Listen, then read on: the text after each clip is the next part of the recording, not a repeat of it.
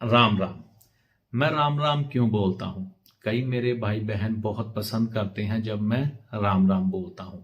आज मैं रहस्य ये आपके सामने खोलूंगा और अगर आप इस बात को समझ गए तो अपने जीवन में अपनाइएगा। जो लाभ मैं प्राप्त कर रहा हूँ वो आप भी करेंगे। देखिए, जब भी हमें किसी चीज का नाम निर्धारित करना होता है तो उसके नाम का निर्धारण हम इसी आधार पर करते हैं कि उसके गुण धर्म हमें उसका नाम लेते ही पता लग जाए। अब वह वस्तु या कोई व्यक्ति विशेष हो सकता है। तो जब भगवान श्री राम के नाम की बात आती है तो उनका नाम राम ही क्यों रखा गया, इसके पीछे क्या विज्ञान था और ज्योतिषीय कारण क्या थे, आइए उस पर प्रकाश डालते हैं। देखिए, नाम का महत्व क्यों इतना बढ़ जाता है।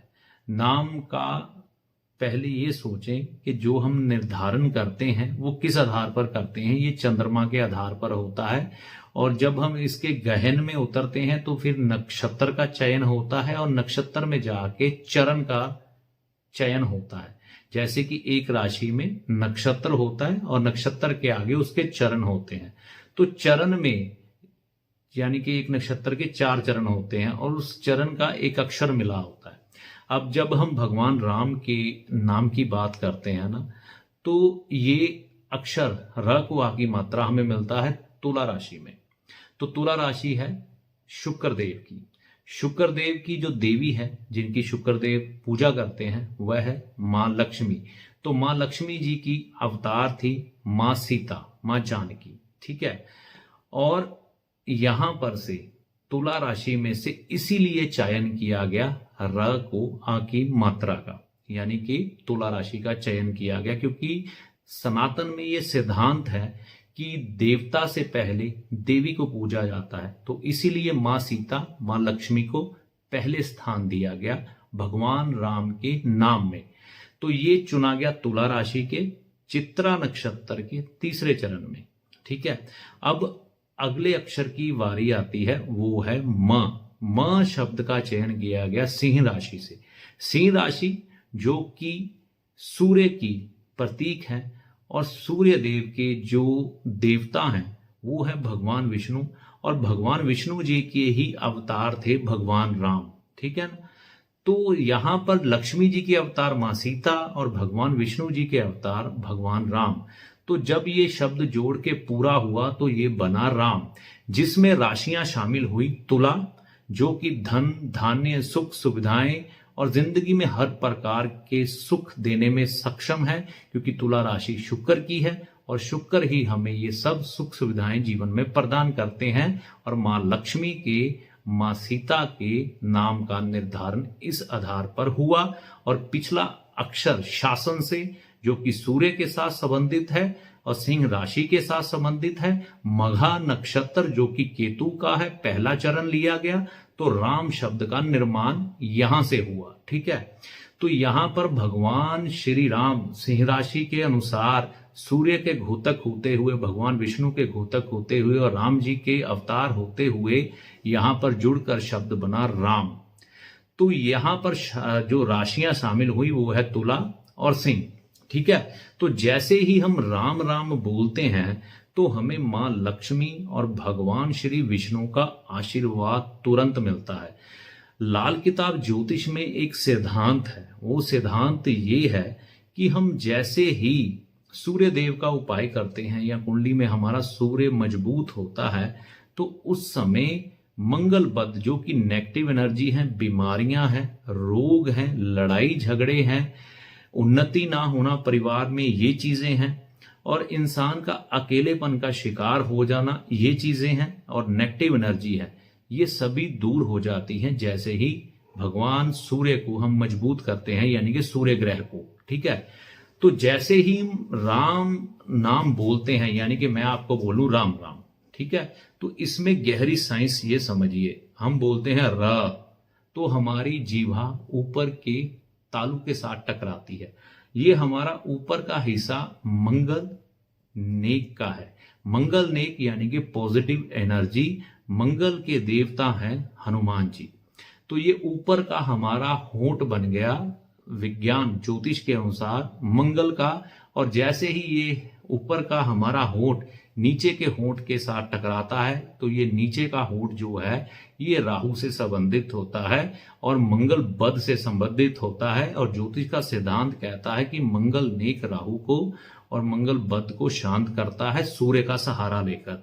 तो जब हम बोलते हैं र, तो ये जीवा हमारी मंगल यानी कि ऊपर के तालु से टकराई और जीवा राहु की प्रतीक होती है। यहां पर मंगल के साथ जैसे ही राहु स्पर्श हुआ, राहु शांत हो गया।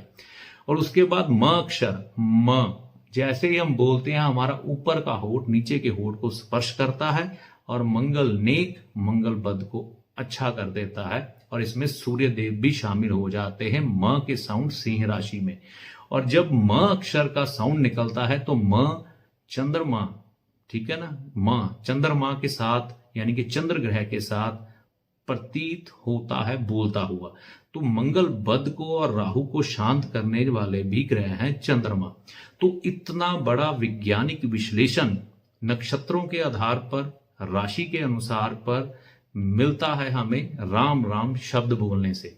तो इससे एक तो हमें धन धान्य मिला, लक्ष्मी मां सीता का आशीर्वाद, ठीक है। उसके बाद भगवान राम मंगल का आशीर्वाद, मघा नक्षत्र केतु का आशीर्वाद। तो इतने ग्रह ठीक हुए हमारे राम राम बोलते ही। उसके बाद मंगल बद, नेगेटिव एनर्जी जीवन से दूर हो गई, पॉजिटिव माइंडसेट हो गया और हमारा कॉन्फिडेंस बढ़ा। एक सच्चाई पर चलने का हमारा संकल्प मजबूत हुआ। इसके अलावा हमने भगवान राम का भी नाम लिया। तो ये पूरा वैज्ञानिक सिद्धांत है। देखिए, जब भी किसी चीज का नाम रखा जाता है ना तो उसके गुण धर्म उससे मालूम पड़ते हैं, ठीक है। तो भगवान राम और मां लक्ष्मी यानी कि भगवान राम, मां सीता, मां लक्ष्मी, भगवान राम, विष्णु जी। तो विष्णु जी हैं देने वाले यानी कि हमें पालते हैं, हमारा पालन करते हैं। मां लक्ष्मी जो विष्णु जी हमें देते हैं वह हमें धरती मां के रूप में, तुला राशि के रूप में प्रोवाइड करवा देती है धन धान्य के रूप में। तो जैसे ही हम इनका अनुसरण करते हैं राम राम बोलकर तो हमें सुख समृद्धि तो मिलती ही है और नेगेटिव सोच, नेगेटिव एनर्जी और बुरे प्रभाव बीमारियों के और जीवन में दुखों के दूर हो जाते हैं। तो इतना बड़ा सिद्धांत इसमें छुपा हुआ है पूरे गुण धर्म लिए हुए, ठीक है ना। अब मान लीजिए हम जब किसी का नाम निर्धारित करते हैं तो ये वैसे ही है, अगर सही तरह से नाम रखा जाए ना, जैसे हम रेडियो सुनते हैं तो उसको जब हम फ्रीक्वेंसी उसकी सेट करते हैं तो वहां पर सह सह की आवाज आते हैं, लेकिन जैसे ही हम सही फ्रीक्वेंसी पर पहुंचते हैं तो वो साउंड क्लियर हो जाता है। ऐसे ही जब हम किसी सही चीज का सही नाम रखते हैं और उसका अनुसरण करते हैं तो वो ध्वनि ब्रह्मांड में जाती है, उस राशि और उस नक्षत्र से जुड़ी हुई चीजें हमें प्रोवाइड करवाती हैं। तो ये नाम लेने से ही भगवान राम का हमारे जीवन में सभी चीजें धन धान्य से संबंधित बढ़ जाती हैं, सुख बढ़ जाते हैं और इसके अलावा हमारे कॉन्टैक्ट्स बढ़ते हैं। मंगल बद का असर दूर होता है, राहु कुंडली में शांत होता है, मंगल ग्रह हमारा अच्छा होता है, केतु ग्रह हमारा अच्छा होता है। तो ये विज्ञान जुड़ा है जैसे ही हम राम राम बोलते हैं किसी को, इसीलिए मैं आप सबसे राम राम बोलता हूं, ठीक है। हमारे ऋषि मुनि, हमारे बुजुर्ग बेहद समझदार थे, उन्होंने ये चीजें इसी तरह से नहीं बनाई। हमारे ऋषि मुनियों ने बड़े वैज्ञानिक ढंग से इन चीजों का निर्माण हुआ। अब हम किसी को फोन करते हैं तो क्या बोलते हैं? हेलो। हेलो शब्द का आप विज्ञान जानते हैं, इसके पीछे कहानी क्या है मैं आपको बताता हूं। फोन का जब आविष्कार हुआ ना तो वो किया था ग्राहम बेल ने। ग्राहम बेल ने जैसे ही फोन बनाया तो सबसे पहला फोन उसने अपनी गर्लफ्रेंड माइग्रेट हेलो को लगाया। तो जैसे ही उसने फोन लगाया वो बोला हेलो। हेलो उसकी गर्लफ्रेंड का नाम था, तो इसलिए वह चलन वहां से शुरू हो गया कि जब भी हम किसी को फोन करेंगे तो हेलो बोलेंगे। तो हेलो बोलने से मिलेगा क्या? कोई इसमें विज्ञान नहीं है, सिर्फ जिस वैज्ञानिक ने इसे बनाया उसकी गर्लफ्रेंड का नाम है, कुछ नहीं मिलेगा इसमें, कोई विज्ञान नहीं छुपा। यानी कि हेलो अगर हम बोलेंगे तो सिर्फ उसकी गर्लफ्रेंड को याद कर रहे हैं, कोई अच्छे संस्कार हमारे अंदर नहीं जा रहे। हमारा सनातन सारा विज्ञान इसी पर आधारित है कि हमारा जीवन सुखी कैसे बने। चाहे वो पेड़ को पूजने से बने, चाहे वो नदी को पूजने से बने, चाहे माता पिता को पूजने से बने, चाहे भगवान का नाम लेने से बने, लेकिन सबसे बड़ा इसमें सिद्धांत जीवन को सुखमय करने का ही है। तो इसी के आधार पर आप अगर किसी को फोन भी करते हैं ना, तो हेलो बोलने की बजाय राम राम कहिए, आपके जीवन में सुख बढ़ जाएंगे। माँ लक्ष्मी, माँ सीता, भगवान राम, भगवान विष्णु सूर्य ग्रह, ठीक है ना, और माँ लक्ष्मी शुक्र ग्रह, इनका आशीर्वाद मिलेगा और जीवन में सुख सुविधाएं बढ़ जाएंगी। आशा करता हूं इस वैज्ञानिक विश्लेषण को आप समझे होंगे, जो कि ज्योतिष के आधार पर है, और अपने जीवन में मंगल को बढ़िया करेंगे, मंगल पद के असर को बढ़िया करेंगे, सूर्य को बढ़िया करेंगे, शुक्र को बढ़िया करेंगे, राहु को अच्छा करेंगे, सिर्फ किससे? राम राम बोलने से। तो सभी को राम राम, जय माता दी।